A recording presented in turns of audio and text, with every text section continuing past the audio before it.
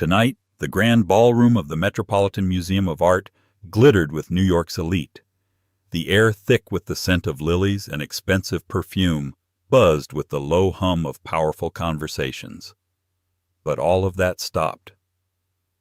A hush fell over the crowd, a collective intake of breath as the doors opened one last time. It wasn't a politician or a movie star that commanded such silence. It was Lachlan Beaumont, the notoriously private tech billionaire, a man who moved markets with a single memo. But it wasn't him that made them gasp. It was the woman on his arm, elegant, poised with a smile that held a universe of secrets. Whispers turned into a frantic search of memories. "Who is that?" one socialite hissed. Then a prominent real estate developer, Michael Brown, dropped his champagne flute. The crystal shattered on the marble floor, a sound as loud as a gunshot in the sudden quiet. He knew exactly who she was. She was the woman he'd thrown away like yesterday's news. She was his ex-wife. Rosemary Davies believed in the quiet magic of building a life. For 7 years that life was built around Michael Brown. She had met him when he was a junior architect with wild dreams and blueprints that covered every inch of their tiny Brooklyn apartment. She was the one who brewed his coffee at 3 a.m., who typed his proposals, who believed in his vision of glass and steel towers long before a single foundation was ever laid. She put her own dreams, a forgotten sketchbook filled with elegant furniture designs and bold interior concepts, into a dusty box under their bed. His dream was her dream, and for a time, it was enough. Michael's star began to rise slowly at first, then with dizzying speed. His firm brown designs landed a prestigious contract for a midtown skyscraper. Suddenly, their world changed. The tiny Brooklyn apartment was traded for a sterile minimalist penthouse overlooking Central Park. Dinners of takeout eaten on the floor were replaced by charity galas where Rosemary felt like a wilting flower in a room of exotic, thorny blooms. She tried to keep up. She bought the right dresses, learned the names of the right people, and perfected a smile that didn't quite reach her tired eyes. But she could feel Michael slipping away. He began to look at her not with love, but with assessment. He'd critique her choice of jewelry, the way she engaged in small talk, the fact that she preferred a quiet night in to another deafening social event. "You're not trying Rose," he said one evening, loosening a tie that cost more than their first month's rent. Brittany Adler was there tonight. Her father sits on the board of the Van Doren Group. She knew everyone. She connects. Rosemary's heart clenched. Brittany Adler was a fixture in the society pages, a woman who seemed born in a couture gown. "I'm not Brittany Gregg. I'm the woman who believed in you when you were sketching on napkins." "Exactly," he said, and the coldness in his voice was a physical blow. "You're the woman from the before. I'm living in the after now." The final conversation happened a month later. It wasn't a fight. There was no shouting. It was worse. It was a business transaction. Michael sat her down on their white leather sofa, a piece she had always hated, and laid out his terms. "This isn't working," he began, avoiding her gaze. "I've achieved a certain status, and my partner needs to reflect that. It's about image, about branding. You understand business, Rose." "I'm not a brand, Michael. I'm your wife," she whispered, her hands trembling in her lap. "And I appreciate everything you've done," he said, the words practiced and hollow. "But I've outgrown this. I've outgrown us." He finally looked at her, and his eyes held a mixture of pity and impatience. "Look at you, Rose. You're sweet. You're comfortable. But you don't have that fire, that ambition. You're content to be in the background. I need someone who shines in the spotlight beside me." She felt the blood drain from her face. Every sacrifice, every late night, every ounce of faith she had poured into him was being dismissed as a lack of ambition. He was erasing her from his own success story. "So that's it?" she asked, her voice cracking. 7 years just over? I've been seeing Brittany." He admitted the final nail in the coffin. "She understands my world. It's for the best, Rose. I'll be fair in the divorce. You'll be comfortable. Comfortable. The word was an insult. He was offering her a severance package for a life she had co-authored. She looked around the cold, impersonal penthouse. He had designed a space that had never felt like home. She saw nothing of herself in it. He had already erased her. She walked out with one suitcase and the dusty box from under the bed. She didn't look back. As the divorce papers were finalized, she saw the announcement in a society magazine: Architect Michael Brown and socialite Brittany Adler, the city's new power couple. The photograph showed them laughing, clinking champagne glasses at a gallery opening. Michael looked triumphant. He had his trophy, his brand, his woman who shone in the spotlight.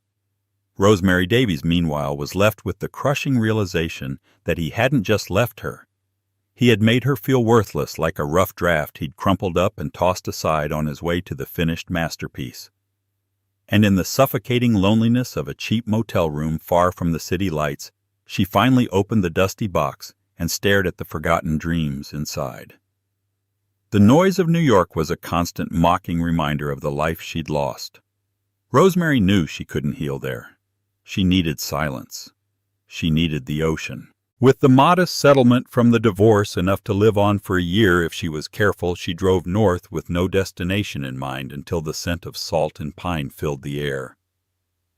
She found herself in Kennebunkport, Maine, a small coastal town that was the complete antithesis of her former life. She rented a small weathered cottage overlooking a rocky shore. The first month was a blur of grief.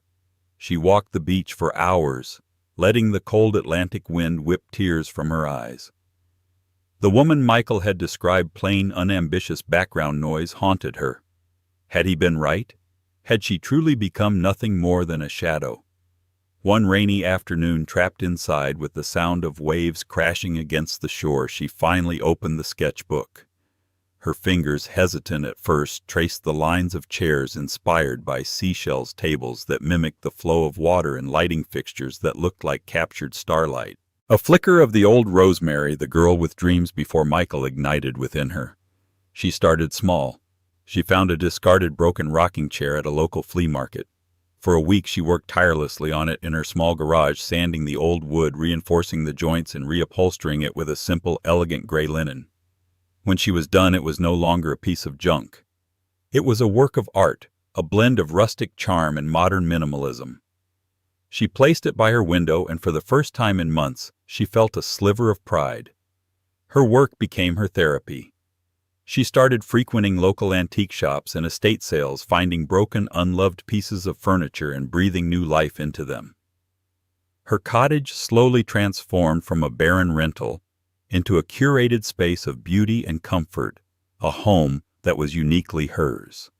One day, while sketching in a local coffee shop, a man paused by her table. She was so absorbed in her drawing of a new bookcase design that she didn't notice him at first. "That's a clever use of tension rods," he said, his voice a low, pleasant baritone. Rosemary looked up, startled. The man was dressed simply in a worn flannel shirt and jeans, but his eyes were sharp and intelligent. He had a quiet intensity about him. He didn't look like a tourist. "Oh, thank you," she said, instinctively closing her sketchbook.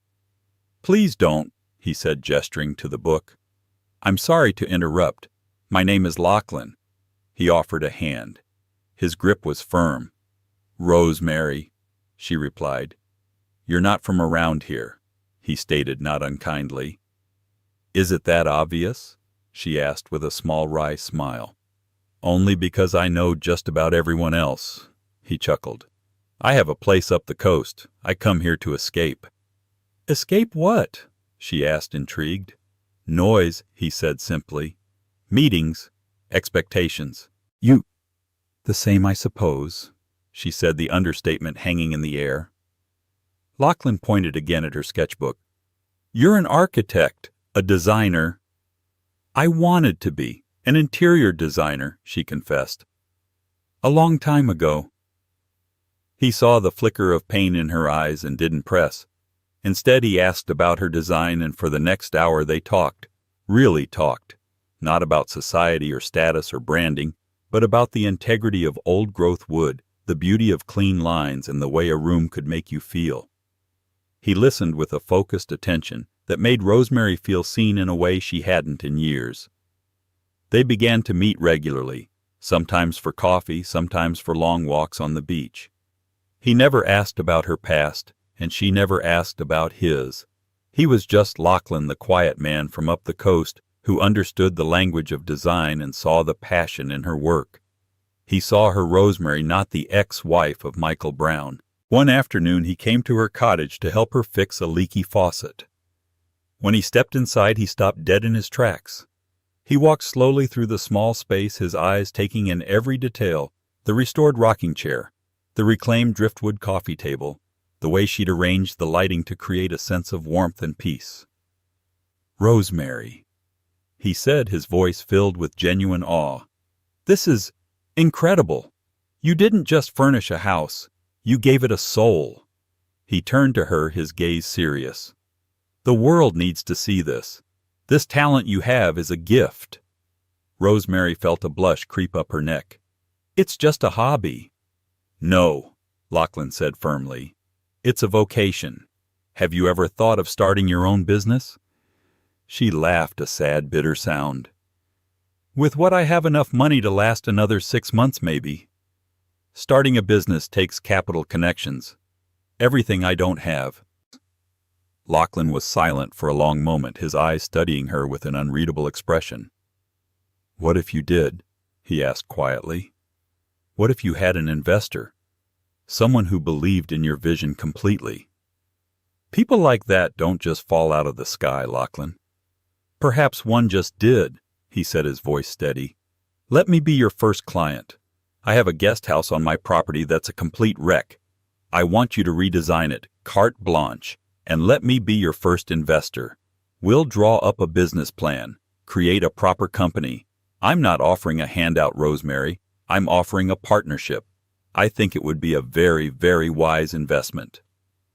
Rosemary stared at him, speechless. This quiet man in a flannel shirt was talking about investment capital and business plans as if it were the most natural thing in the world. For the first time, a wild, terrifying seed of hope began to take root in the barren soil of her heart. She wasn't just Michael Brown's discarded past. She was a designer, an artist, and someone finally saw it. "Okay," she whispered the word, feeling monumental. "Okay, Lachlan, let's do it." The guest house project was a whirlwind. Lachlan, true to his word, gave her complete creative freedom. The structure was a beautiful old stone building that had fallen into disrepair. Rosemary poured all of her rediscovered passion into it.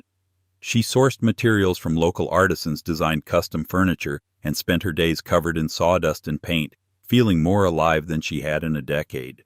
Lachlan was a constant, quiet presence. He'd bring her coffee in the mornings and review blueprints with her in the evenings. He never interfered, but he challenged her. "Are you sure that's the boldest you can be?" he'd ask, pushing her to trust her instincts. Their professional partnership deepened into a personal one, built on a foundation of mutual respect and a shared love for creating something beautiful out of nothing. During this time, the true scope of Lachlan's life began to reveal itself, not through his words, but through the quiet efficiency with which things happened. When she needed a rare type of reclaimed wood, a truck carrying it arrived from Oregon 2 days later. When she worried about the legalities of forming a company, a high-powered lawyer from Boston called to walk her through the process. One evening, looking up a detail for a supplier, she casually Googled his full name, Lachlan Beaumont. The screen filled with articles from Forbes, The Wall Street Journal, and Wired. Tech titan Lachlan Beaumont, the reclusive billionaire behind Aura AI. Beaumont Philanthropies pledges billions to green energy. She felt the floor drop out from under her. The quiet man in the flannel shirt who helped her fix her faucet was one of the wealthiest, most influential men in the world. She felt a surge of panic. This was the world she had run from, a world of power and status far beyond even Michael's wildest ambitions. She confronted him that night, her heart pounding. "You're Lachlan Beaumont," she said, holding up her phone. He didn't flinch. He just met her gaze, his own calm and steady. Yes, he said. Does that change anything? It changes everything, she exclaimed. Why didn't you tell me? Because I wanted you to know me, Lachlan, the man who loves the smell of sawdust and thinks your design for that reading nook is genius, he said, stepping closer. I didn't want you to see the billion-dollar portfolio. I wanted you to see me, the same way I saw you, not as someone's ex-wife, but as the incredibly talented artist standing right in front of me. His sincerity disarmed her. He hadn't hidden his identity to deceive her, but to protect the authenticity of their connection. In that moment, she realized the profound difference between him and Michael. Michael used his status as a weapon and a measure of worth. Lachlan saw it as a responsibility and often a burden to be escaped. She stayed. And her company, which she named Title Design, was born. The completed guest house was a masterpiece. It was a perfect fusion of rustic Maine charm and breathtaking modern luxury. Lachlan invited a few friends who turned out to be Silicon Valley CEOs and international art collectors for a weekend unveiling. They were blown away. By the end of the weekend, Title Design had 3 new clients each with a multi-million-dollar project. Word of mouth in those ultra-exclusive circles was more powerful than any advertising campaign.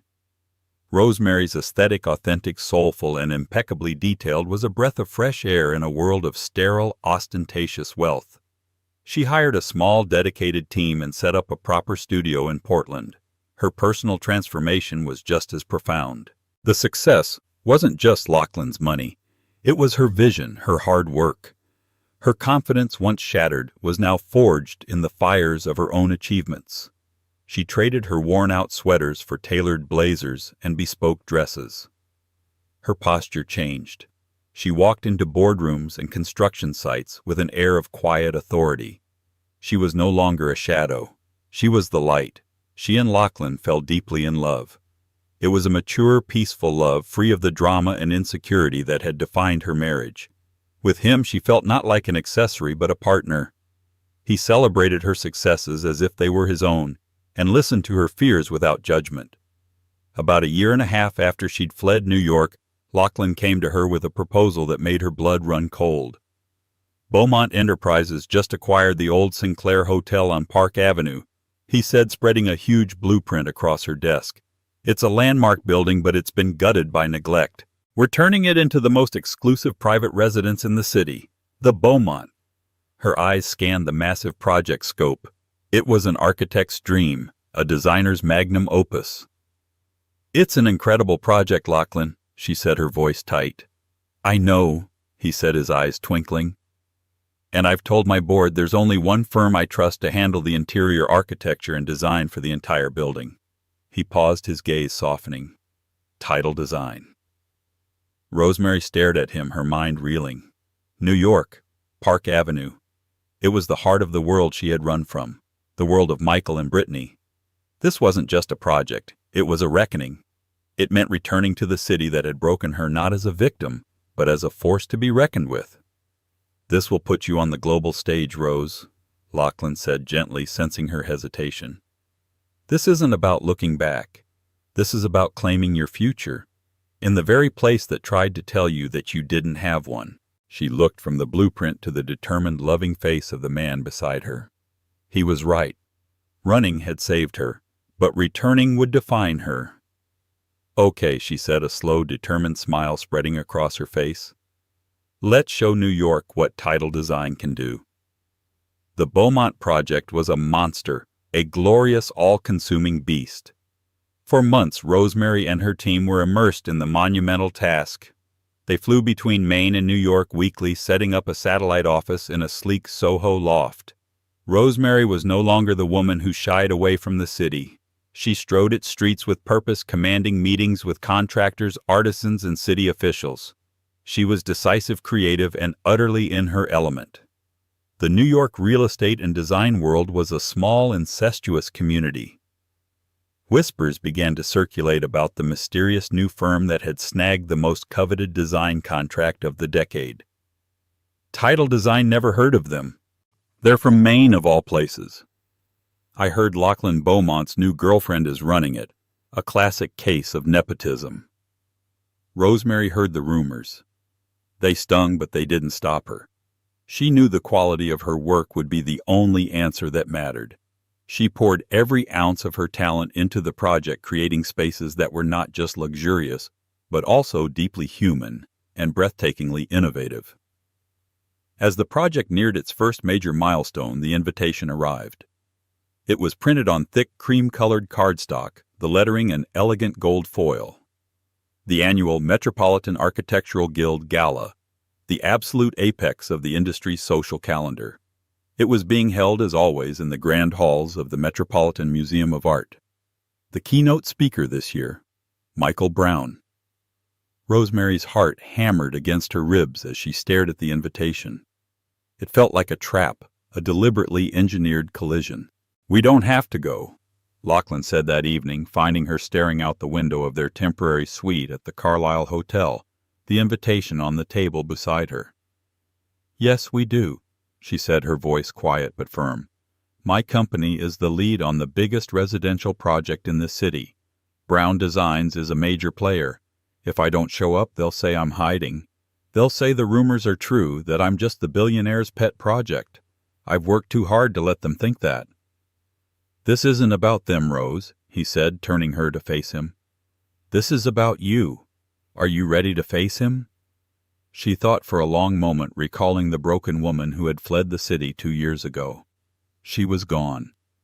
In her place was a woman who had built a company, who had found love, who had rediscovered herself.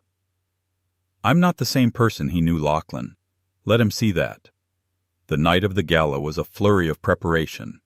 Rosemary had chosen her armor carefully. It was a gown by a little-known designer. She admired a column of deep emerald silk that clung to her silhouette. It was elegant and powerful, not ostentatious. Her hair was swept up in a graceful chignon, and the only jewelry she wore was a pair of diamond earrings, a gift from Lachlan that glittered like captured stars. As she looked at her reflection, she saw a stranger and herself all at once. The familiar shape of her face, but with new lines of confidence around her eyes, and a strength in her jaw she hadn't possessed before. Lachlan entered the room impeccably dressed in a custom Tom Ford tuxedo. He stopped and simply stared, his expression one of pure adoration. "The world is going to stop turning tonight, Rosemary," he murmured, offering his arm. As their car pulled up to the museum's grand entrance, a sea of flashing cameras erupted. The press went wild at the sight of the reclusive Lachlan Beaumont. "Mr. Beaumont, who are you with tonight?" they shouted. Lachlan leaned down to the reporters, his voice calm and clear, a protective hand on Rosemary's back. "I am here tonight in support of the most talented designer in the country," he said, his voice carrying over the din. "This is Ms. Rosemary Davies, founder and lead designer of Tidal Design." He didn't call her his girlfriend or his partner. He called her a designer. He gave her the credit, the professional respect she had earned. With his words as her shield, she took a deep breath, lifted her chin, and walked with him up the stone steps and into the lion's den. The grand hall was precisely as Rosemary remembered, a swirling kaleidoscope of black ties, glittering gowns, and forced laughter. Heads turned the moment they entered. A wave of whispers rippled through the crowd as people recognized Lachlan Beaumont. Their eyes then slid to the woman on his arm, a picture of grace and understated power. There was a flicker of confusion, then dawning recognition on a few faces. From across the room, Michael Brown stood at the center of a fawning circle of admirers, Brittany Adler preening at his side. He was holding court, a glass of champagne in one hand, gesturing grandly as he spoke about his firm's latest visionary project. Brittany, draped in a garish diamond-encrusted red gown, laughed a little too loudly at his jokes. Someone from his circle noticed the commotion at the entrance and nudged him. "Greg, look. Isn't that Lachlan Beaumont? I wonder who he's with." Michael turned, a condescending smile on his face, ready to dismiss another social climber. The smile froze, then melted away, replaced by a mask of pure, unadulterated shock. His hand went slack. The champagne flute slipped from his fingers and shattered on the marble floor. The sound was sharp, definitive. It cut through the chatter, drawing every eye in their vicinity. And in the ensuing silence, everyone followed his stunned gaze to the woman standing beside the most powerful man in the room. It was Rosemary. But it wasn't. The mousy, agreeable woman he had cast aside was gone. This woman was luminous. Her confidence was a palpable aura, more dazzling than Brittany's diamonds. She met his gaze from across the room, and there was no pain in her eyes, no anger. There was nothing. It was the calm, polite disinterest one reserves for a stranger. That look more than anything gutted him. The crowd began to buzz, the pieces clicking into place. "That's his ex-wife." The word spread like wildfire. "Rosemary Brown." "No. Someone said her name is Davies now." "What is she doing with him?" Brittany's perfectly made-up face contorted with jealousy and confusion. "Greg, what is it? Who is that?" she demanded, her voice shrill. But Michael couldn't hear her. He was trapped, mesmerized by the ghost of the woman he thought he'd erased. Slowly, as if pulled by an invisible string, he and Brittany began to walk towards them. The crowd parted, sensing the impending drama. "Rose," Michael said, his voice hoarse as they came face to face. I can't believe it's you." Rosemary gave him a cool, placid smile. "It's Rosemary Davies now, Michael. It's good to see you're well," she said, her tone perfectly even. She then turned her gaze to the woman beside him. "Brittany, that's a vibrant dress." The subtle barb hit its mark. Brittany flushed a deep red, suddenly feeling cheap and overwrought next to Rosemary's effortless elegance. "What are you doing here?" Michael stammered, his eyes darting from Rosemary to the impassive billionaire beside her. Before Rosemary could answer, Lachlan extended a hand to Michael, his grip like steel. "Lachlan Beaumont. You must be Michael Brown. I've heard your name." His tone was polite, but with an underlying current of ice. "Rosemary and I are here this evening as guests of the Guild. Her firm Title Design is handling the Beaumont project on Park Avenue." The second shockwave hit Michael even harder than the first. The Beaumont project, the most talked about, most prestigious, most ludicrously well-funded development in a generation. It was the contract every top-tier firm in the world, including his own, had been salivating over, and it had gone to her, to the unambitious woman he'd left behind. His professional arrogance warred with his personal disbelief. "Title Design," he repeated dumbly. I didn't know you had a company." "There's a lot you don't know about me, Michael," Rosemary said, her voice still quiet but now laced with a confidence that cut him to the quick. "I was busy building a life, not just an image." The color drained from Michael's face. Her words were a direct echo of his own cruel dismissal of her years ago. He looked at her, poised, successful, loved by a man whose influence dwarfed his own, and for the first time he felt the crushing weight of his mistake. It wasn't just regret. It was a chasm of loss opening up beneath him. He hadn't just thrown away a wife. He'd thrown away a diamond, convinced it was a common stone. And as he stood there, speechless and shattered, the whole of New York's high society watched and gasped. The morning after the gala, New York's digital society pages were a blazing inferno of speculation and shock. The image was everywhere: Michael Brown, his face a mask of disbelief; Brittany Adler, a study in scarlet-clad fury; and across from them, Rosemary Davies, serene and luminous on the arm of Lachlan Beaumont. The shattered champagne flute had become the defining symbol of the night, a crystal metaphor for a carefully constructed world falling to pieces. For Rosemary, the sudden glare of the spotlight was unnerving. Over coffee in their hotel suite, Lachlan scrolled through the headlines on a tablet, a wry smile on his face. "It seems you've become the city's favorite mystery," he murmured. Rosemary looked at a photo of herself, her expression calm and unreadable, and felt a strange disconnect. The victory was sweet, but the public nature of it left a bitter aftertaste. She had returned to prove her worth through her work, not to become the protagonist in a high society soap opera about her ex-husband. "I don't want this to be about him," she said quietly, tracing the rim of her coffee cup. "The work should be the story." "It will be," Lachlan assured her, his voice a comforting anchor.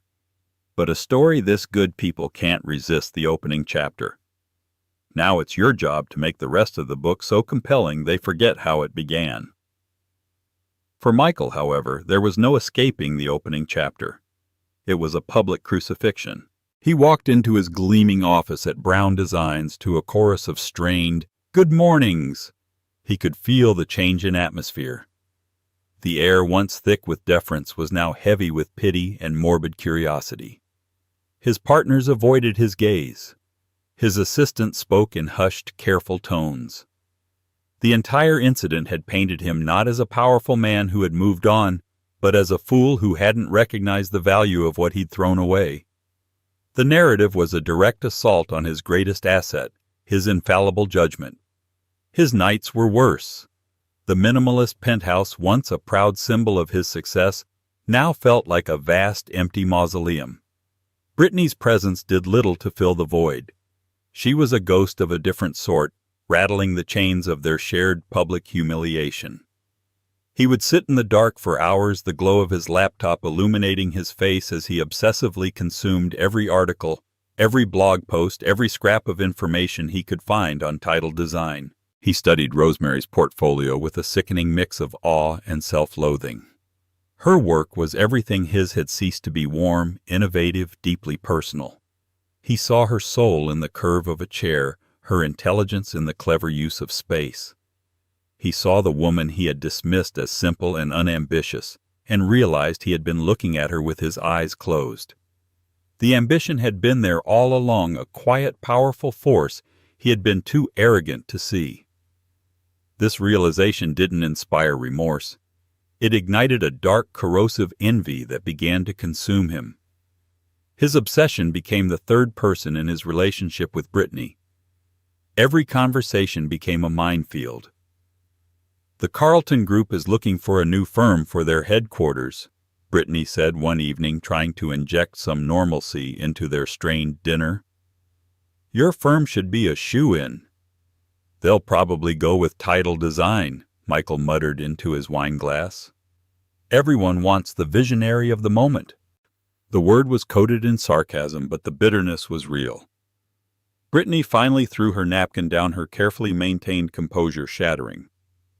"Stop it. Just stop talking about her. You're the one who didn't want her. Remember, you chose me. Or was I just a convenient upgrade, Michael? Don't be ridiculous." He snapped, but his eyes wouldn't meet hers. "Am I?" She pressed, her voice rising. "Look at me, Michael. When you look at me, what do you even see anymore?" He finally looked up, his gaze distant and unfocused. "You're looking through me," she whispered, the chilling realization dawning on her. "You're looking right through me at her ghost." He didn't deny it. In that moment, Brittany understood. She had never been the prize. She was a placeholder, an accessory chosen to match a certain lifestyle. Now that a far more valuable accessory had appeared, she had been rendered worthless in his eyes.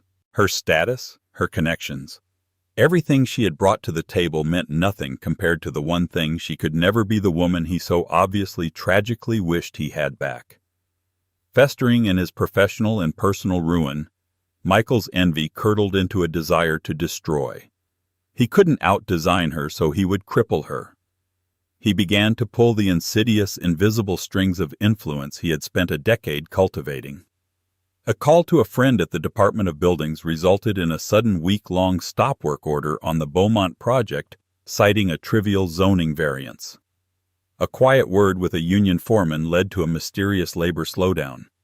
Key shipments of imported materials were suddenly lost in customs, tangled in a web of red tape that hadn't existed a week prior. Rosemary and her team felt the pressure immediately. Each problem in isolation was a typical construction headache, but together they formed a pattern of deliberate, malicious interference.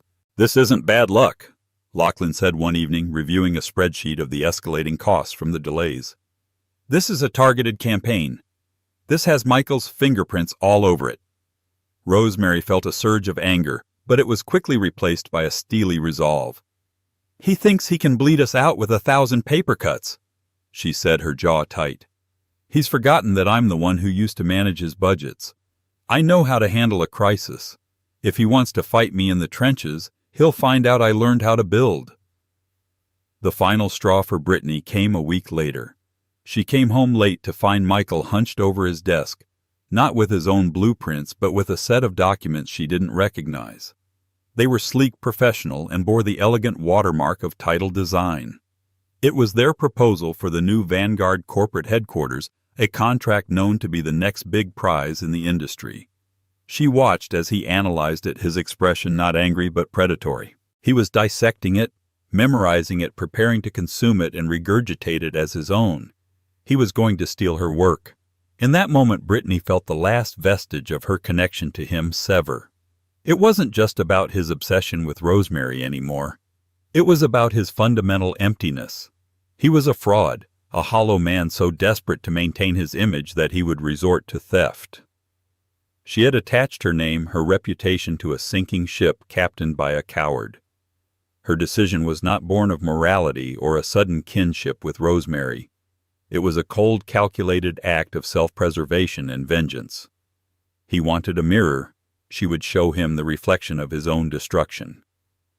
The next afternoon, Rosemary was at the Beaumont construction site, deep in a heated discussion with her site manager, when her personal cell phone buzzed with an unlisted number.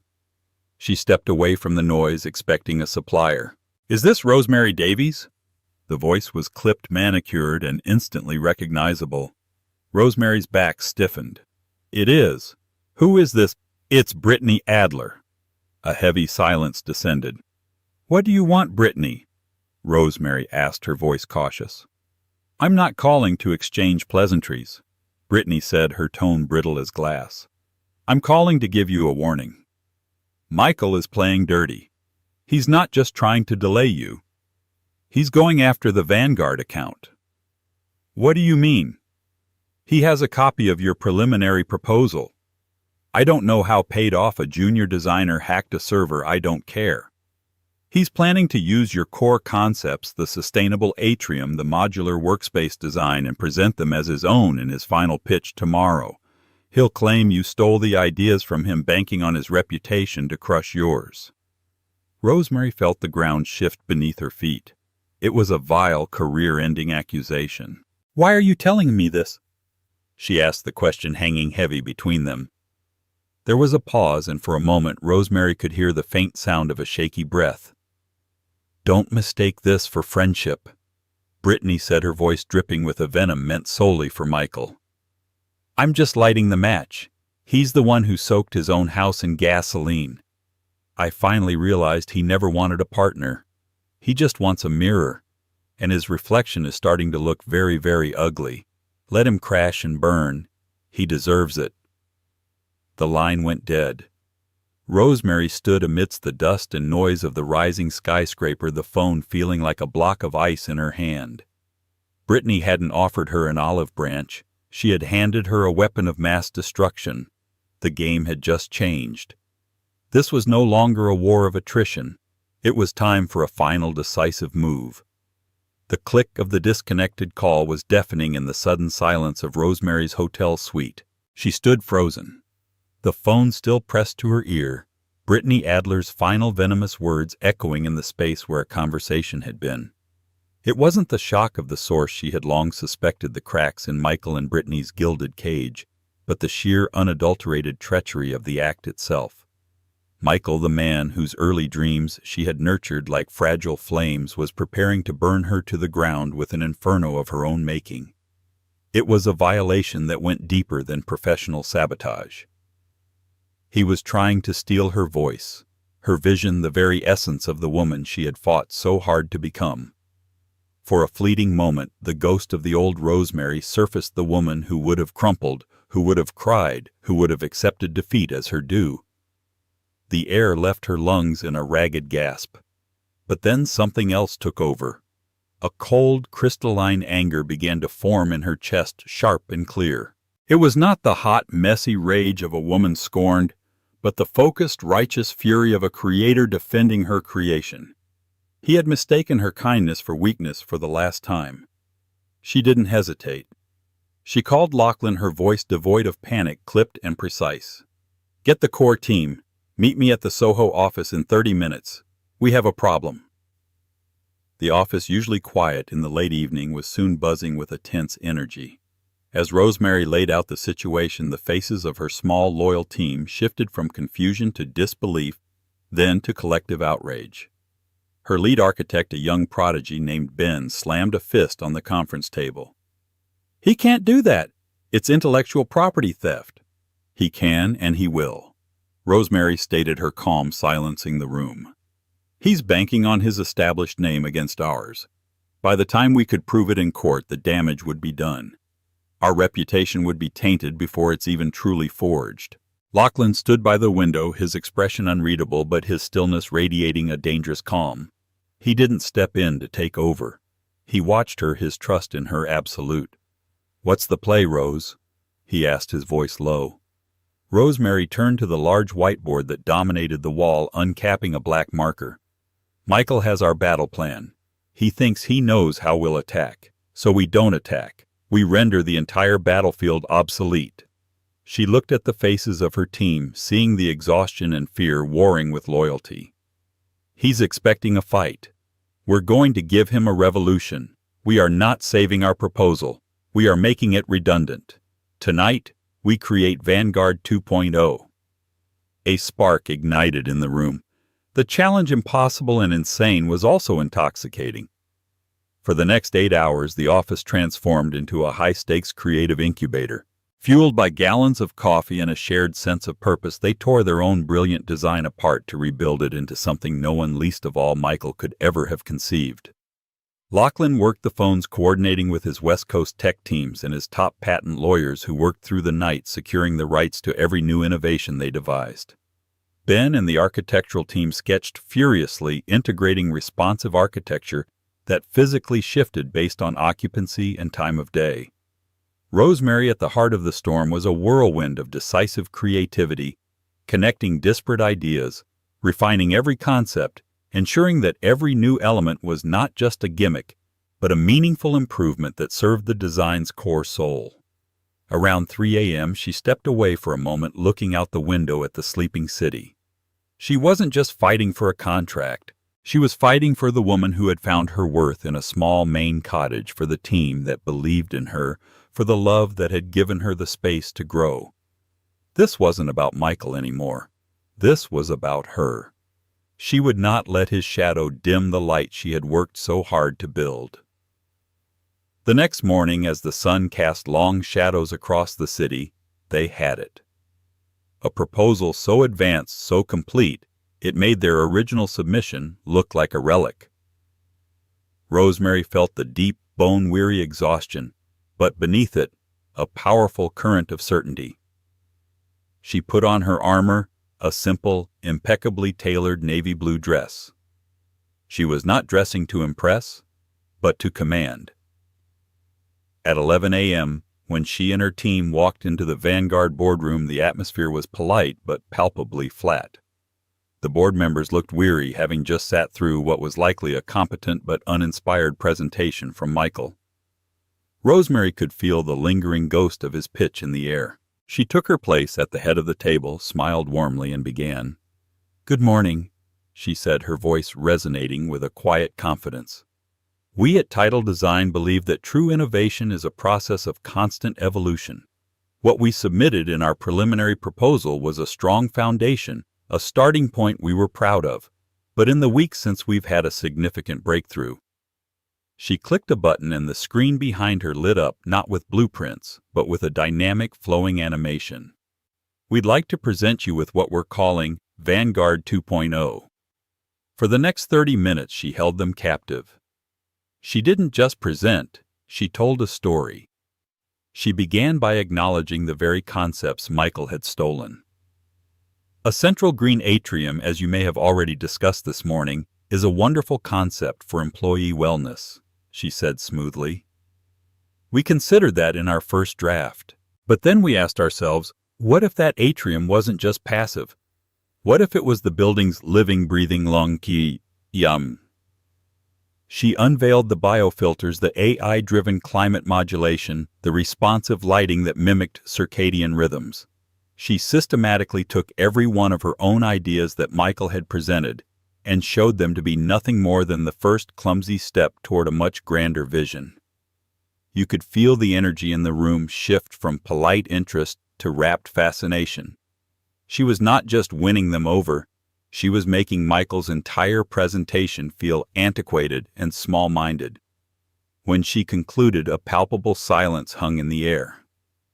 The CEO, Ms. Chen, a woman known for her sharp intellect and sharper eye, leaned forward, her gaze piercing. "Ms. Davies, that was an extraordinary vision. It's also curious. Mr. Brown's presentation an hour ago was, as you seem to anticipate, remarkably similar to the core ideas of your preliminary submission." This was the moment, the checkmate. Rosemary met Ms. Chen's gaze with unwavering calm. "Then I'm flattered he agrees our starting point was so strong." "A great idea is a great idea," she said, a masterclass in professional grace that simultaneously exposed Michael's lack of originality. She then added the final devastating blow. "However, the board should be aware that the Vanguard 2.0 systems we've shown you today, from the responsive architecture to the biometric wellness integrations, are all proprietary, patented, and digitally watermarked as of 4 a.m. this morning. This evolution of the design is exclusively the intellectual property of Title Design." The implication landed with the force of a physical impact. The board members exchanged glances. They didn't just understand, they were furious on her behalf. She hadn't just proven her design was better, she had proven Michael was a charlatan who had tried to cheat them with a pale imitation of her genius. 2 hours later, back in the tense silence of their office, the call came. They had the contract. The room erupted in a wave of cheers and relieved hugs. Rosemary leaned her head against the cool glass of the window, a genuine, unburdened smile finally gracing her lips. That night she stood with Lachlan on the terrace. The city lights, once a symbol of her failure and heartbreak, now shimmered with promise. "You did more than win today," Lachlan said softly, his arms wrapping around her waist. "You showed him and the world exactly who you are." Rosemary leaned back into his embrace, breathing in the cool night air. The frantic anger was gone, replaced by a profound sense of peace. The ultimate victory, she realized, wasn't seeing Michael fall. It was the unshakable knowledge that she had risen entirely on her own. He hadn't just lost a contract. He had lost the chance to know the woman she had become, a woman whose worth was not a reflection of any man but a brilliant, self-sustaining light of its own. He hadn't wanted her, and for the first time she was truly, deeply grateful for it. Rosemary's journey wasn't about the revenge or even about the billionaire. It was about the incredible transformation that can happen when you stop letting someone else define your worth. She went from being a forgotten chapter in her ex-husband's story to writing a best-selling epic of her own. Her story is a powerful reminder that sometimes the most painful endings are just the beginning of a life you were always meant to build for yourself. It's a testament to the fact that true success isn't about who is standing beside you, but about the strength you find standing on your own 2 feet. If her story of resilience and self-discovery moved you, please show your support by hitting that like button. Share this video with someone who might need to hear this message. And don't forget to subscribe and turn on notifications so you won't miss our next story. What part of Rosemary's triumph resonated with you the most? Let us know in the comments below. The silence was the loudest sound in the grand ballroom of the Metropolitan Museum of Art. 1,000 of New York's elite, dressed in bespoke suits and shimmering gowns, held their collective breath. On stage, bathed in a brilliant white spotlight, stood Jack Gallagher, the city's golden boy, a titan of industry about to deliver the keynote speech at the annual Legacy Gala. But no words came out. His mouth was slightly agape, his million-dollar smile frozen into a grotesque mask of shock. His eyes were locked on a figure near the entrance, a ghost from his past made gloriously, impossibly real. And as every head in that cavernous hall turned to follow his gaze, they saw her, his ex-wife Autumn Langford, looking radiant, poised, and standing on the arm of the one man in the city more powerful than Jack himself. 3 years. It had been 1,095 days since Autumn Langford had last seen Jack Gallagher in person. She had counted them at first as a prisoner counts the marks on a cell wall. Each day was a small victory, a reclaiming of the air he had sucked out of every room they ever shared. Now the counting had stopped. Her life was her own, a quiet but sturdy structure she had built from the rubble of their marriage. Her small architecture firm, Langford Designs, operated out of a sun-drenched loft in Soho that smelled of fresh coffee and blueprint paper. It was a far cry from the opulent, sterile penthouse on Park Avenue she'd once called home. That home had felt like a museum curated by Jack, where she was just another beautiful silent exhibit. Here, surrounded by her drafts, her models of sustainable housing, and her 2 loyal employees, she was the curator, the artist, and the architect of her own existence. The invitation had arrived on a Tuesday, thick and creamy, the kind of cardstock that felt heavy with importance. The insignia of the Metropolitan Legacy Gala was embossed in gold. It was the most exclusive high-profile charity event of the year, a convergence of old money and new power. Autumn had stared at it for a long time, her finger tracing the elegant script. She hadn't received an invitation like this since the divorce. In Jack's world, she had been a fixture at these events. In her own, she was a relative unknown. She almost threw it away. The thought of stepping back into that glittering, judgmental world was nauseating. It was a world of shark-like smiles and whispered condemnations, a world where Jack reigned supreme. He would undoubtedly be there.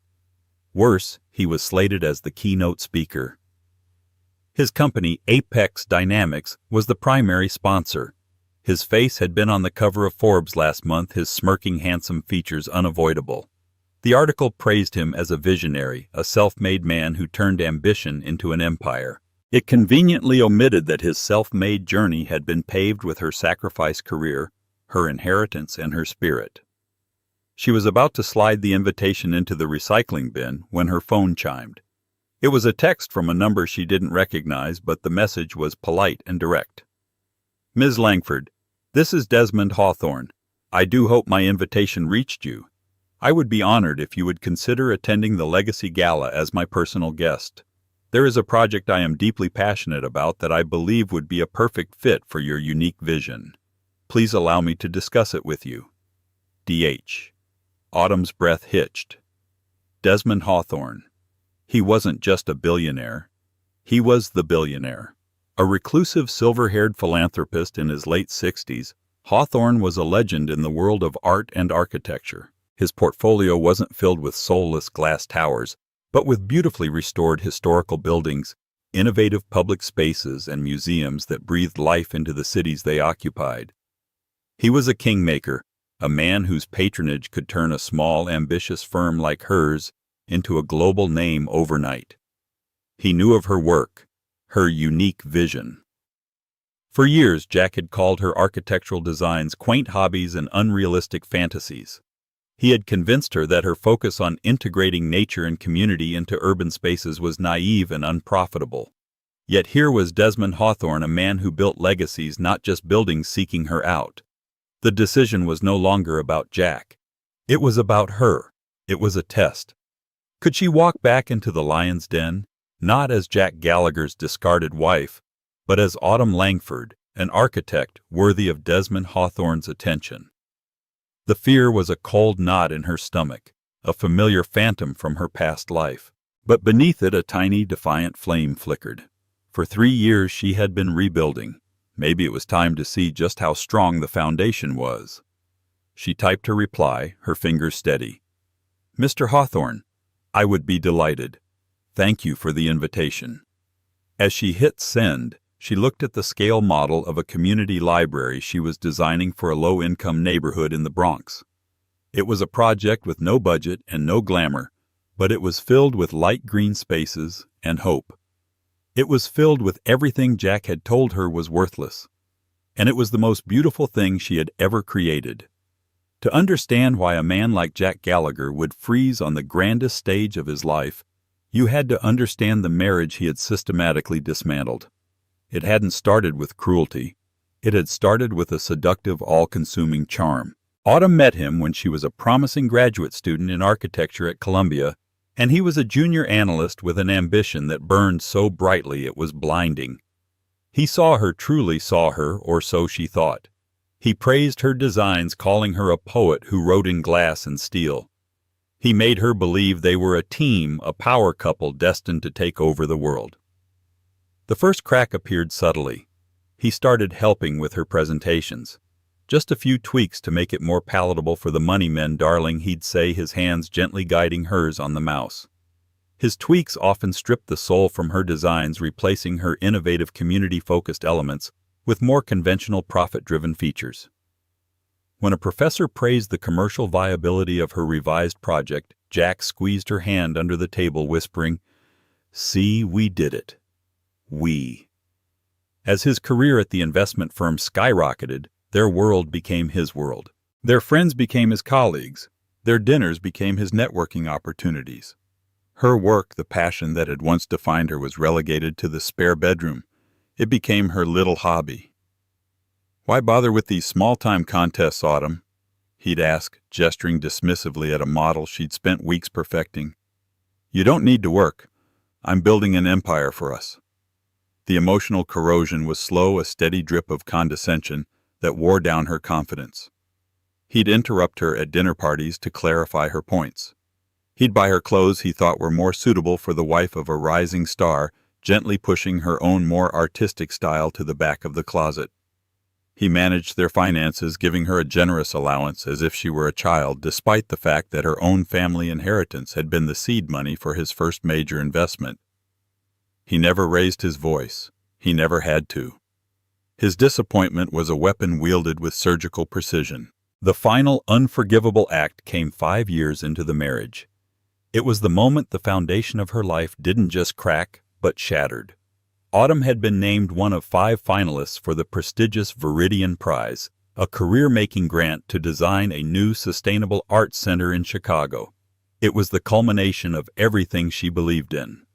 For months, she poured her soul into the project, working late into the night in her small studio, feeling a flicker of her old self returning. Jack was outwardly supportive, but in a patronizing way. "That's wonderful, sweetie. It's good to keep yourself busy." The final presentation was on a Friday morning via a secure video conference with the judging panel. She had rehearsed for days. Her digital files were triple backed up on her laptop, a hard drive, and a cloud service. On Thursday night, Jack insisted on taking her out for a celebratory dinner. To my brilliant wife, he toasted, his smile as bright and empty as ever. "No matter what happens tomorrow, you'll always be a winner to me." The next morning, she woke up feeling groggy. He'd been generous with the wine, she recalled. She went to her laptop to do one last run-through. The presentation file was gone. Not just on the laptop, but from the external drive and the cloud account as well. A frantic search revealed nothing. It was as if it had never existed. Panic, cold and sharp, seized her. She called the IT support for the cloud service, her voice trembling. After an hour on the phone with a sympathetic but helpless technician, the truth emerged. The files had been permanently deleted from a logged-in device at 3:17 a.m., and the deletion was followed by a complete wipe of the account's recovery cache. It wasn't a glitch. It was deliberate, methodical sabotage. There was only one other person who had the passwords. She confronted him in the living room, her laptop clutched in her hands like a shield. He was already dressed in his impeccable suit, sipping an espresso, looking out over the city. "It was you," she whispered, the words barely audible. "You deleted my project." He didn't turn around at first. He just watched the morning traffic snake along the avenues below. Then he sighed, a long, theatrical sound of weary patience. He turned to face her, his expression not of guilt, but of gentle paternalistic concern. "Autumn, I did it for you. For us," he said, his voice calm and reasonable. "I saw how much pressure you were under. What if you didn't win? The disappointment would have crushed you. And that panel? They're ruthless. They would have torn your ideas apart. You're a sensitive soul, my love. I couldn't bear to see you get hurt. He took a step towards her, his arms open for an embrace. This way it's not a failure. It's a technical difficulty. An unfortunate accident. You can hold your head high. You don't need their validation, Autumn. You have me. In that moment, Autumn saw him for what he was. Not a protector, but a saboteur. Not a partner, but a warden. His success didn't just require her support. It required her failure. Her light had to be extinguished so his could shine brighter unopposed. The love she thought she had for him curdled into something cold and hard in her chest. She didn't scream. She didn't cry. She simply turned, walked into the bedroom, and packed a single bag. 2 weeks later, her lawyer served him with divorce papers. The battle was brutal. He used his army of high-priced attorneys to paint her as unstable and ungrateful, trying to bleed her dry. But the one thing he could never account for was the quiet, steely resolve he himself had forged in her. She walked away with only a fraction of what she was owed, but she walked away with her freedom. She walked away to start counting the days. 1,095 of them. The night of the gala, a cool autumn breeze swept through Manhattan carrying the scent of roasted chestnuts and exhaust fumes. Autumn stood before the full-length mirror in her modest apartment, a place Jack had never seen. The woman looking back at her was different from the one who had left him 3 years ago. Her hair was still the same warm honey blonde, but she wore it in a simple, elegant chignon instead of the elaborate styles Jack's society stylists had insisted upon. Her eyes, which had often been clouded with a kind of weary resignation, were clear and direct. Her dress was not from a Parisian couture house. It was a discovery from a young, independent designer, a deep emerald green silk that fell in a clean architectural line to the floor. It was understated yet powerful, a sheath of quiet confidence. It was a dress she had chosen for herself. A town car sent by Desmond Hawthorne was waiting downstairs. As she rode towards the Metropolitan Museum, the city lights blurred into streaks of gold and silver. The old fear, that familiar ghost, whispered at the edges of her mind. She saw Jack's face, his look of pitying disappointment.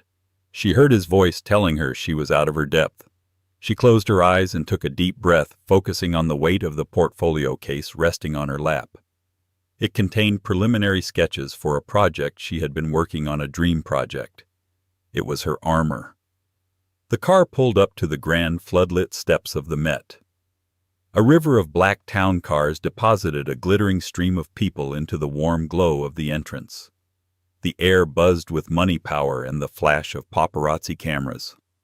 Autumn's heart hammered against her ribs. Just as she stepped out of the car, another pulled up behind hers. Desmond Hawthorne emerged, looking every bit the patrician gentleman he was. His silver hair was impeccably styled, and his tailored tuxedo fit him with an easy grace. His eyes, a startlingly bright blue, crinkled at the corners as he smiled at her. "Autumn?" he said, his voice a warm, gentle baritone. "You look magnificent. The color reminds me of a malachite carving I once saw at the Hermitage. Absolutely stunning." There was no fawning, no false flattery. Just a simple, genuine appreciation that immediately put her at ease. He offered her his arm, and his touch was light but steady. "Shall we?" Walking up those steps on his arm was like parting the Red Sea. The whispers started instantly. Desmond Hawthorne rarely attended public events, and when he did, he always came alone. His appearance with a beautiful unknown woman was an event in itself. The photographers who had barely glanced her way now swarmed, their flashes popping like fireworks. "Mr. Hawthorne, who is your companion?" "A stunning new partner, Desmond." He simply smiled, patting Autumn's hand reassuringly. "A brilliant colleague," he said to one persistent reporter, his voice carrying easily over the din. Inside the great hall was a breathtaking spectacle. Towering floral arrangements reached towards the vaulted ceilings, and the sound of a string quartet echoed off the ancient stone. Waiters in white jackets moved silently through the throng, offering champagne and canapes. And everywhere there were faces. Faces Autumn recognized from newspapers and society pages. Faces that had once looked through her as if she were made of glass. Tonight they weren't looking through her. They were looking at her. She saw Beatrice Vandergrift, a woman who had once publicly corrected Autumn's pronunciation of a French designer's name, now staring with wide, inquisitive eyes. She saw Robert Calloway, a banking magnate who had always addressed his comments to Jack, even when Autumn asked the question, now nodding at her with a look of newfound respect. They didn't see Autumn, the timid wife. They saw the woman on the arm of Desmond Hawthorne. It was a bitter, illuminating pill to swallow. Their respect wasn't for her, not yet. It was for her proximity to power. But it was a start. Desmond navigated the room with an effortless charm, introducing her not as a date, but as an esteemed professional. This is Autumn Langford of Langford Designs. Her work in sustainable urban architecture is going to change the way we think about city living. With every introduction, Autumn felt a bit of her old self, the confident and passionate student Jack had tried to bury, resurface. She found herself talking about her work, her voice growing stronger and more animated as she described her philosophy of creating spaces that serve communities.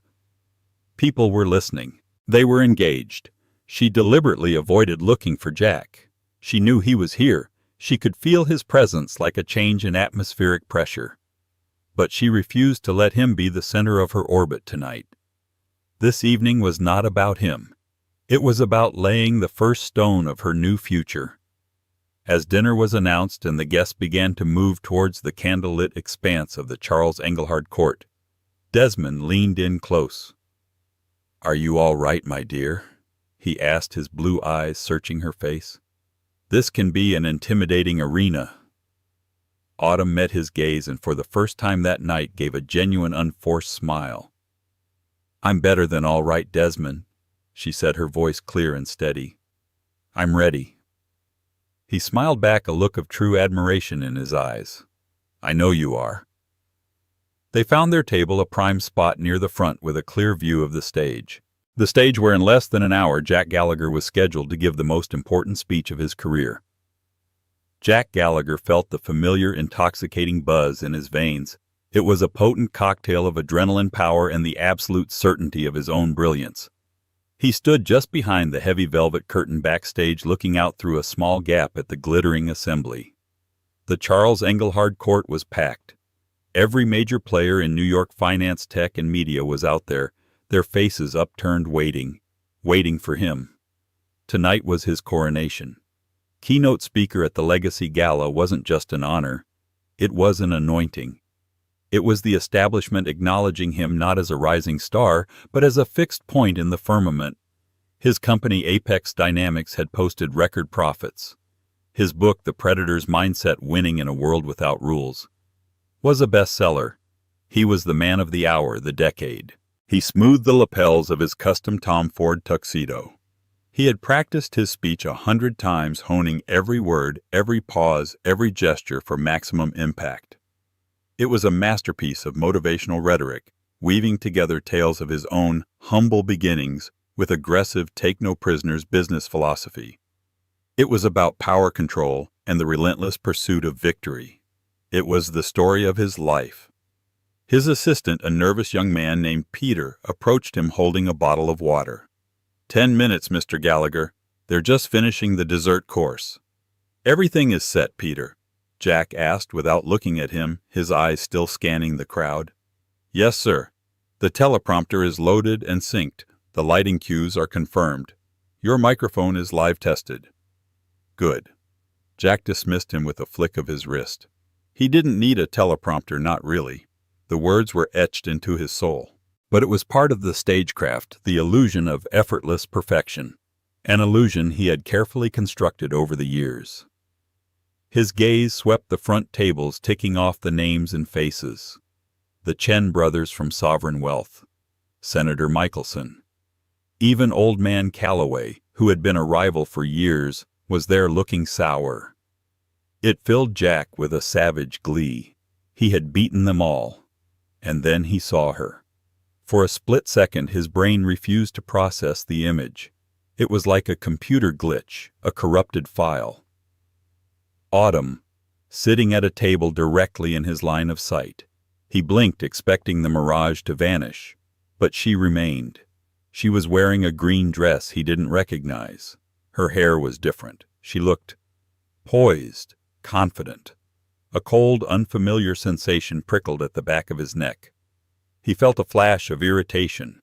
What was she doing here? This was his night, his world. She didn't belong here anymore. She had been excised, a failed component removed from the machine of his life. He scanned the table looking for her date. Probably some sad second-rate artist or a university professor she was trying to impress. It was pathetic, really. A transparent attempt to show him she had moved on. Then he saw the man sitting next to her. He was turned slightly, talking to someone at the adjacent table. Jack's irritation curdled into disbelief. It couldn't be. The man turned back towards Autumn, smiling, and the light caught his familiar profile, the shock of distinguished silver hair. Desmond Hawthorne. Jack felt as if the floor had dropped out from under him. Hawthorne. With Autumn. It made no sense. Hawthorne was a recluse, a living legend who operated on a plane of existence far above this glitzy scrum. He didn't just attend events, his presence shaped them. For him to be here with her, it was an anomaly, a tear in the fabric of the universe as Jack understood it. His mind raced, trying to find a logical explanation. Maybe Hawthorne's usual companion had canceled last minute and a mutual acquaintance had foolishly set them up. A blind date. Yes, that had to be it. Autumn had probably bored him to tears all evening with her naive talk of community gardens and sustainable bamboo flooring. The old man was probably just being polite. But then he saw the way Hawthorne looked at her. It wasn't polite. It was engaged, attentive. There was a warmth in his eyes, a genuine respect that Jack, even in their best years, had never been able to fake. He watched as Hawthorne leaned in and said something, and Autumn laughed. It was a real laugh, not the tense, breathy sound she used to make when she was trying to please him. It was free. A hot, venomous jealousy, an emotion he hadn't felt in years, coiled in his gut. It wasn't jealousy over the woman. He had discarded her after all. It was jealousy over the attention. Desmond Hawthorne's attention. It was a commodity more valuable than any stock in his portfolio. And Autumn, his failed, forgotten ex-wife, had it. 2 minutes, Mr. Gallagher, Peter whispered from the wings. Jack forced the image from his mind. He straightened his tie, the knot suddenly feeling tight around his throat. It didn't matter. It was a fluke, a statistical impossibility that meant nothing. In 2 minutes he would walk out onto that stage, and 1,000 people, including Hawthorne and Autumn, would be reminded of who the real power in the room was. He would deliver his speech, and the sheer force of his success would erase this bizarre, unsettling little scene from existence. He was Jack Gallagher. And he was about to own this night. He took a deep breath, the buzz returning sharper and more desperate now. He was in control. He was always in control. The master of ceremonies, a well-known news anchor with a voice as smooth as aged whiskey, strode to the podium. The gentle clinking of cutlery and the hum of conversation subsided. Ladies and gentlemen, the anchor began, his smile beaming out at the audience. Tonight we have been celebrating the legacy of this great city, a legacy built on vision and ambition.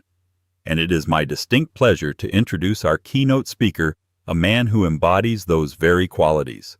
He is the founder and CEO of Apex Dynamics, a titan of modern finance, and the best-selling author of The Predator's Mindset. Please join me in giving a warm legacy gala welcome to the man of the hour, Mr. Jack Gallagher. A wave of thunderous applause swept the room. Backstage, Jack's own smile returned wide and brilliant. This was his moment. He strode from the wings into the blinding white spotlight, the applause washing over him like a physical force. He radiated confidence. He owned the stage. He walked to the sleek, minimalist podium, placed his hands on either side, and surveyed the crowd, letting the applause die down naturally. He made eye contact with a few key people in the front rows, giving them a familiar conspiratorial nod. Finally, his eyes drifted as if by accident to Autumn's table. He looked directly at her, a flicker of a triumphant, pitying smirk on his lips. See, the look said, "This is my world. You are just a spectator." Autumn met his gaze without flinching. Her expression was neutral calm. It unnerved him. He had expected to see awe or regret or even anger, but this placid self-possession was a language he didn't understand. He cleared his throat and began. "Thank you. Thank you. To be here tonight in this hallowed hall surrounded by the architects of our future, it's a profound honor." His voice was perfect, deep, resonant, and utterly commanding. The teleprompter scrolled with the words he knew by heart. They say that legacy is not what you leave for people, but what you leave in people. It's about impact. It's about shaping the world to your will.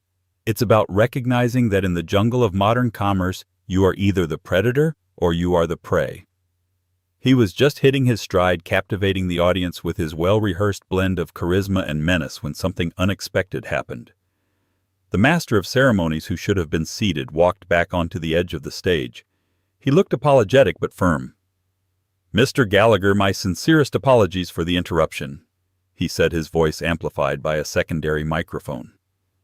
"But we have a very special last-minute addition to our program.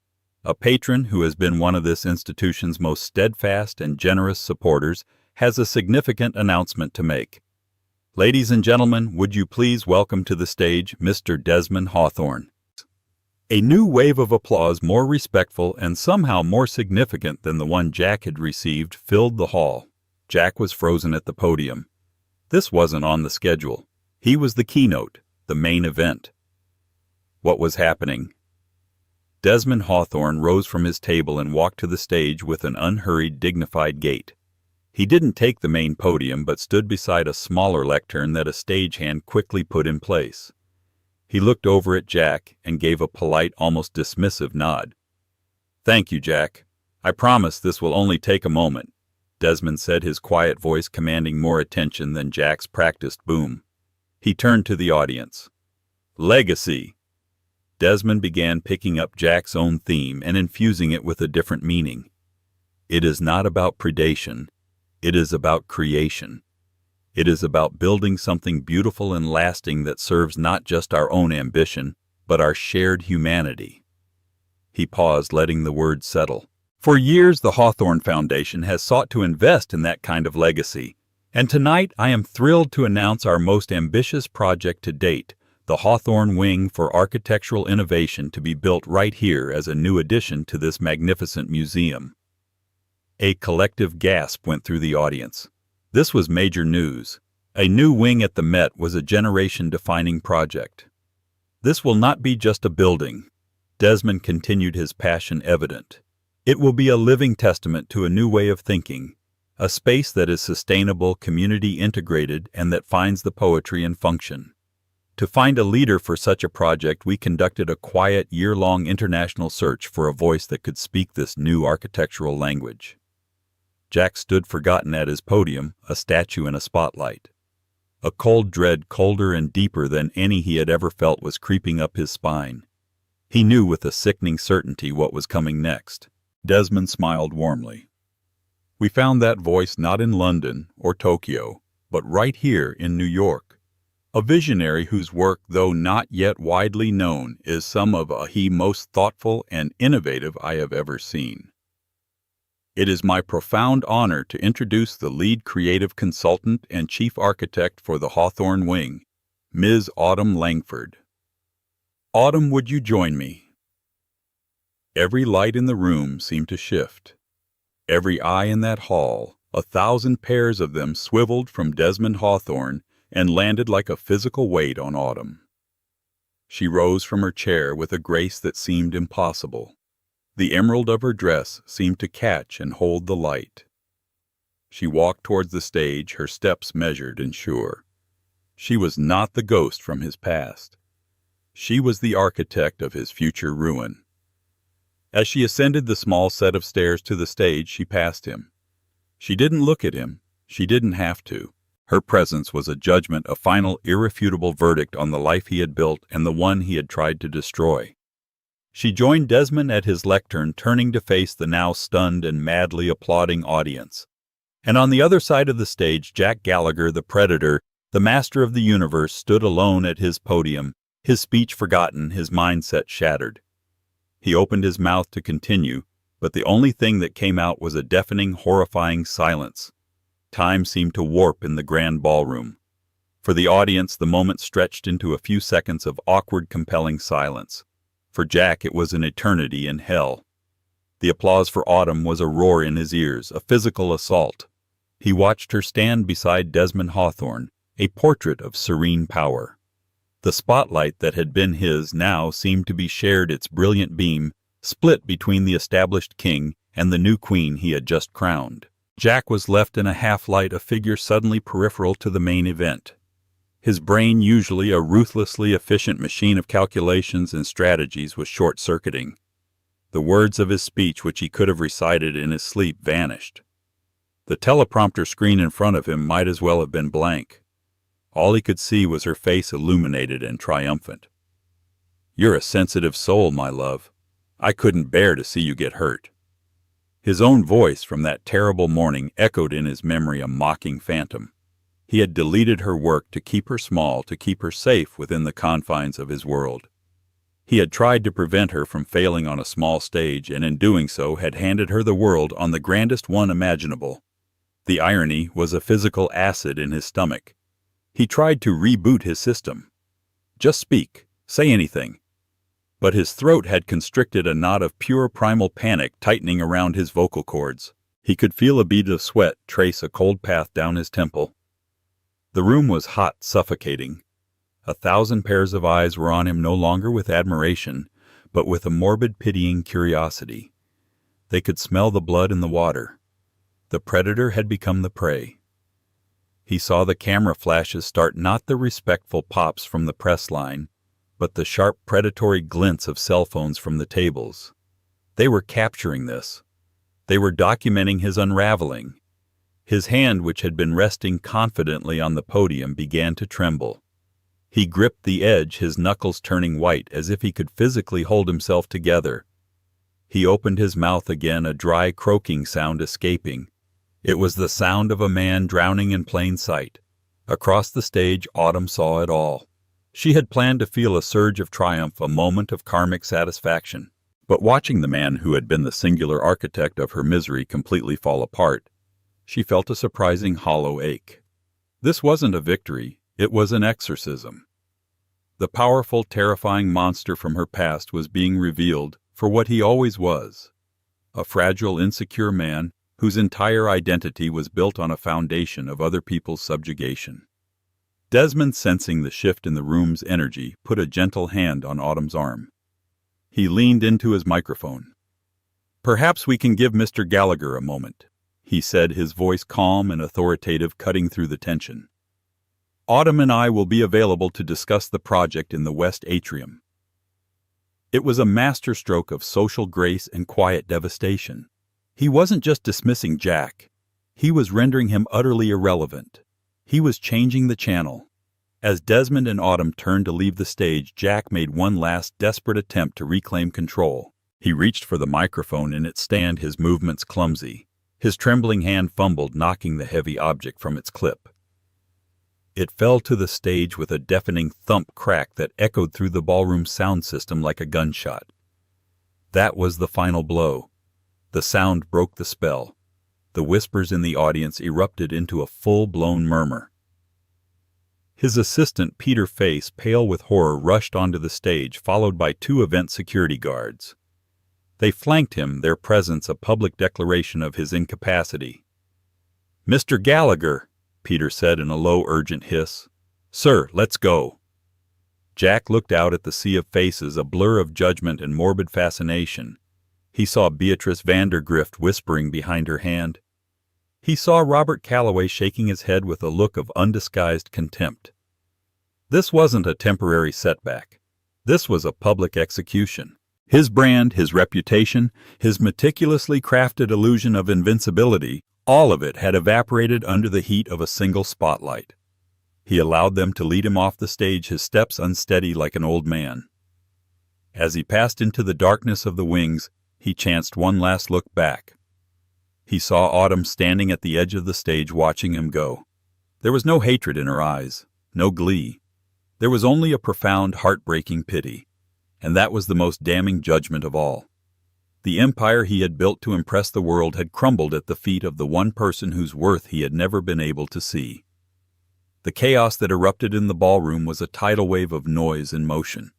As Jack was guided from the stage, his exit a slow-motion tableau of disgrace, a palpable shockwave rippled through the assembled elite. The carefully constructed veneer of high society decorum cracked, then shattered.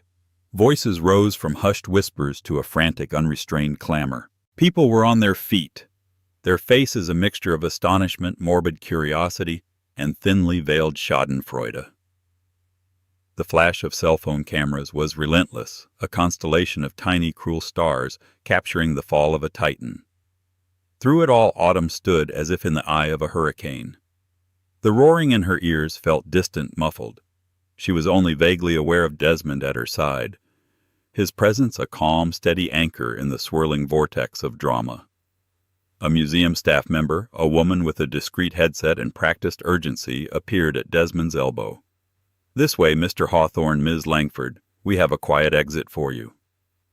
Being led through a series of hushed, anonymous corridors behind the grand exhibits felt surreal.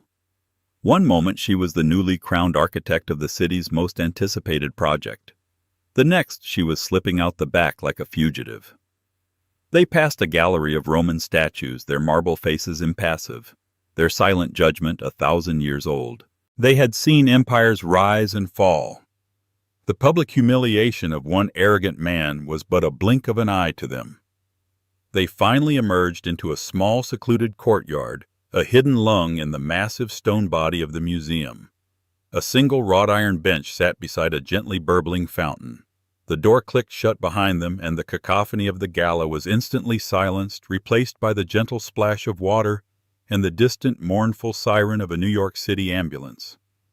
The cool night air, crisp with the promise of late autumn, felt like a clean cloth wiping away the stuffy, superheated atmosphere of the ballroom. Autumn walked to a stone balustrade and gripped at the chill of the rock seeping into her palms, grounding her.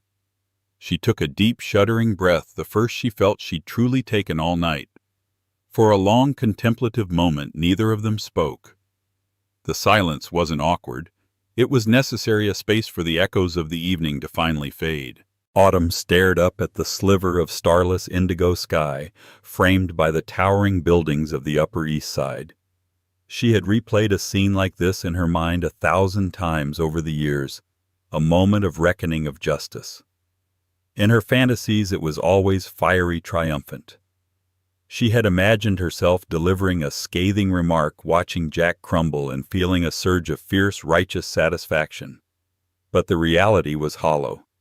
The overwhelming emotion she felt now was a profound, aching quiet. "I didn't expect that," she finally said, her voice barely more than a whisper, the words seeming to dissolve into the night air. "I thought I would feel happy, vindicated, but I just feel quiet." Desmond moved to stand beside her, not crowding her, but offering a silent solidarity. He followed her gaze to the sky. "Vindication is a noisy emotion, Autumn. It's a firework, a loud, brilliant flash that quickly fades, leaving just smoke. What you're feeling is peace. It's the slow, steady light of dawn. It's much more valuable." He turned his kind, perceptive eyes to her. "I must confess this evening's dramatic turn was not entirely a surprise to me." Autumn looked at him, a flicker of confusion in her eyes. "What do you mean you couldn't have known he would fall apart like that?" "No, I could not predict the specifics of his implosion." Desmond admitted a wry, gentle tone in his voice. "But I have found that structures built on rotten foundations tend to collapse under pressure. I merely provided the pressure." He paused, letting her process his words. "I may have had an inkling of how tonight might unfold." "I don't understand," she said, genuinely puzzled. "My foundation has a small but very diligent investment arm." Desmond began to explain, his voice calm and methodical. Their purpose is not just to grow our endowment, but to do so ethically. A few months ago, they flagged some troubling patterns emanating from a firm that had grown very large very quickly. It was Apex Dynamics. Their trading strategies were beyond aggressive. They were predatory, designed to create instability for their own gain. It was all risk, no soul. He continued, I am a great believer that a person's character is a single indivisible thing. A man who is unethical in his business is rarely a saint in his private life. So I began to look into Mr. Gallagher himself. And that is how I came across your name, Autumn. Not in headlines, but in the footnotes. You were a ghost in his origin story, credited only as his supportive wife during the years his first major investments took root. Desmond's words were painting a picture she had only ever seen from the inside. To hear it articulated by an outsider, by a man of his stature, was strangely validating. I have a passion for architecture, as you know. It led me to seek out your student work, your early competition entries.